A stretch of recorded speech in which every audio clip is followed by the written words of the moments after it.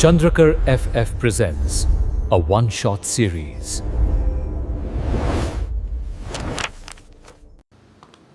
Hello students, welcome back to our channel. कैसे हो आप सभी लोग? आई होप सब बढ़िया होंगे। तो हमेशा की तरह हम फिर से ला चुके हैं आपके लिए एसएसटी का एक और नया वन शॉट वीडियो।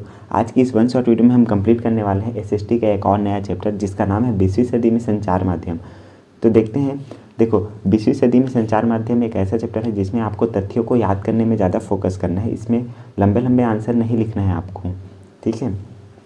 तो देखो, अगर आपसे पूछा जाए कि संचार किसे कहते हैं, तो आपको बताना है कि संचार कम्युनिकेशन शब्द की उत्पत्ति लैटिन भाषा के कम्युनिस से हुई है, जिसका अर्थ साझा करना होता है। दो या दो से अधिक व्यक्तियों के बीच सूचनाओं, विचारों और भावनाओं के आदान प्रदान को संचार कहा जाता है।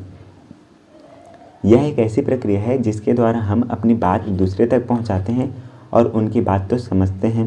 तो देखो, कम्युनिकेशन क्या होता है? अगर हमें किसी भी इंफॉर्मेशन, किसी भी सूचना को एक स्थान से दूसरे स्थान तक पहुंचाना है, तो हम उसे संचार कहते हैं। वो संचार इंफॉर्मेशन को पहुंचाने का माध्यम कुछ भी हो सकता है। आप किसी रेडियो के माध्यम से पहुंचा सकते हो, टेलीविज़न के माध्यम से पहुंचा सकते हो, ठीक है। वो आपके ऊपर डिपेंड करता है कि आप सूचना को किस माध्यम में पहुंचाते हो। तो इसके बाद देखते हैं कि इंटरनेट और डिजिटल मीडिया क्या है। देखो, इंटरनेट क्या है? इंटरनेट से तो सब वाकिफ़ है कि क्या है। इंटरनेट कंप्यूटरों का एक विश्वव्यापी नेटवर्क है जो सूचनाओं के आदान प्रदान की अनुमति देता है। यह आधुनिक युग का सबसे तेज संचार माध्यम है, ठीक है। उसके बाद देखते हैं कि डिजिटल मीडिया क्या है। वह मीडिया जो डिजिटल कोड के रूप में काम करता है। इसमें website, social media, email, e box और डिजिटल वीडियो शामिल है। यह कागज रहित होता है। देखो, डिजिटल मीडिया में क्या होता है, किसी भी वीडियो या किसी भी फ़ोटो को हम जब किसी दूसरे को सेंड करते हैं, जिससे सूचनाओं का आदान प्रदान होता है, ठीक है। मतलब कि सूचना आपके पास है, अगर आप किसी वीडियो को किसी दूसरे जगह पर पहुंचा देते हो, तो वो सूचना जो है उस जगह पर पहुंच जाती है। वही है संचार। तो डिजिटल मीडिया जो है किसी भी सूचना को 0-1, एक बाइनरी कोड होता है, 0-1 के माध्यम से पहुंचाती है। बाइनरी कोड, इसी 0-1 के लैंग्वेज को कंप्यूटर भी समझता है। मोबाइल जो है ना, 0-1 के लैंग्वेज को ही समझता है। वो हाई लेवल लैंग्वेज जो हम लोग बात करते हैं, वो लैंग्वेज को नहीं समझता है। तो ये है डिजिटल मीडिया।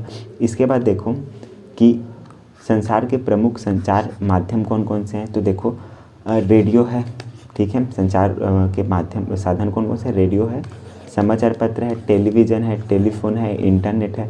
इंटरनेट जो है अभी अधिकतम उपयोग किया जाने वाला संचार माध्यम है, ठीक है।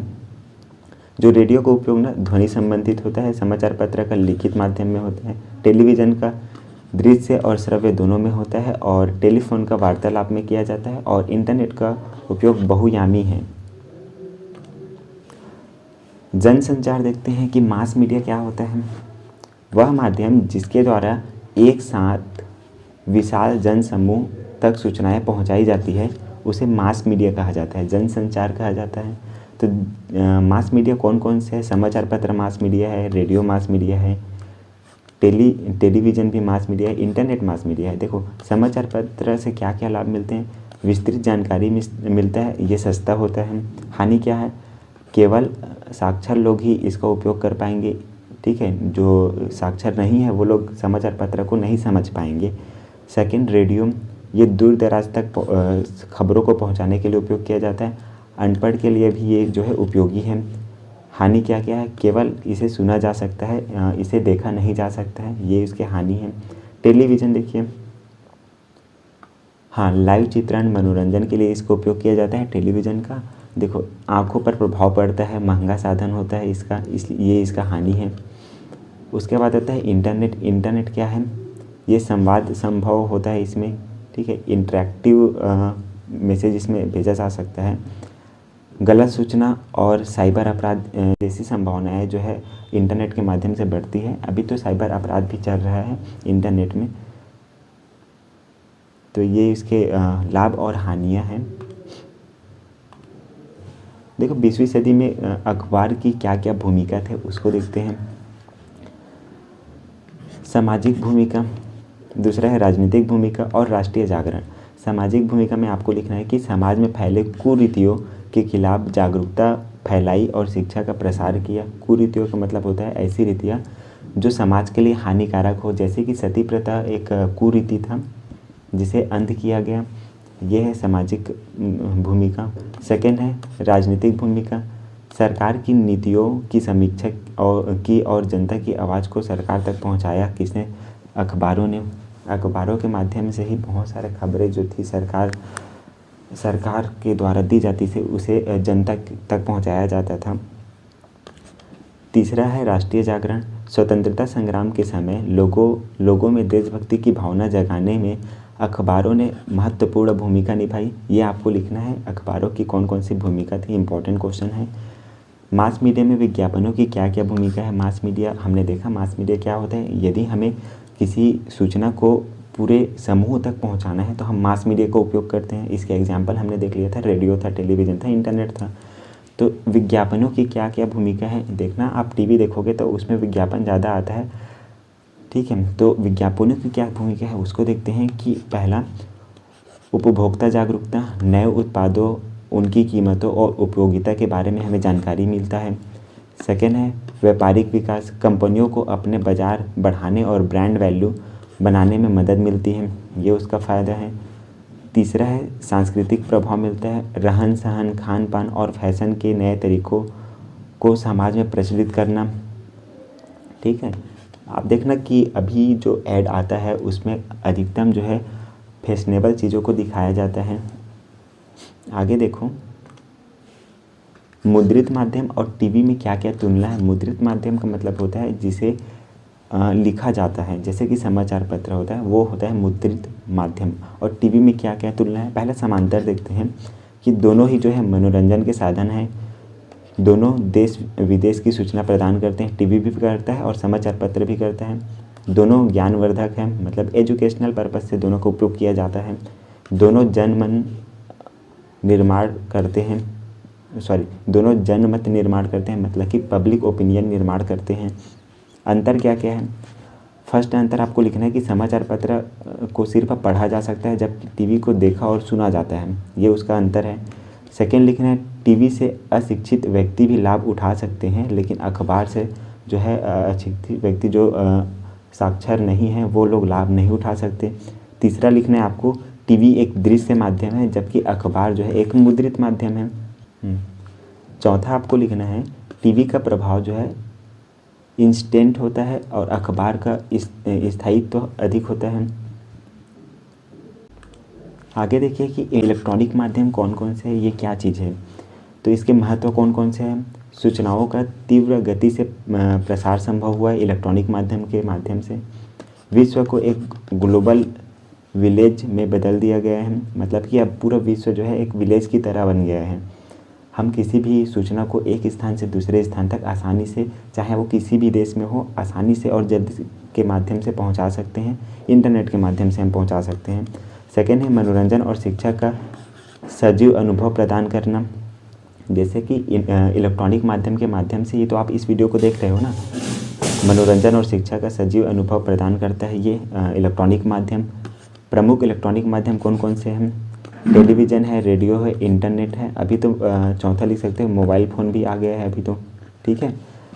आगे देखिए, भारतीय भाषा में प्रथम पत्रिका, ये जो है इम्पॉर्टेंट है आपके एग्जाम के पॉइंट ऑफ व्यू से। 1 नंबर के MCQ जो ऑप्शन वाला क्वेश्चन होता है उसमें पूछा जा सकता है।